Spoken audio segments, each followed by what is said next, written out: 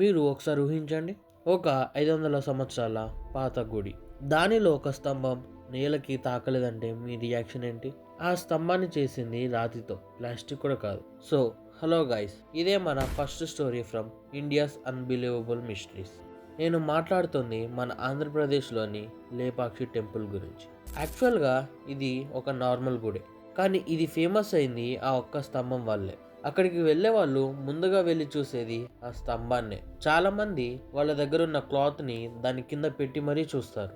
ఇదే అందరికీ షాకింగ్ గా ఉంటుంది. చాలా మంది ఇంజనీర్స్ కూడా టెస్ట్ చేశారు, కానీ ఇది ఇలా ఎందుకుందని ఎవరి దగ్గర సమాధానం లేదు. దీనిని కావాలనే కట్టారా, లేక ఏదైనా చేంజెస్ జరిగి ఇలా అయ్యిందా అని ఇప్పటి వరకు ఎవరికి క్లారిటీ లేదు. కానీ దీనిని చూసినప్పుడల్లా నాకు అనిపించేది ఏమిటంటే, మన పురాతన నిర్మాణం ప్రపంచం ఇంకా పూర్తిగా అర్థం చేసుకోలేనంత డీప్ గా ఉంది. ఒకవేళ మీరు కూడా ఆ గుడికి ఆల్రెడీ వెళ్ళుంటే మీ ఎక్స్పీరియన్స్ ఏంటో కమెంట్స్ లో చెప్పండి. అండ్ ఇలాంటి మరిన్ని వీడియోస్ కోసం మన ఛానల్ని ఫాలో అయిపోండి.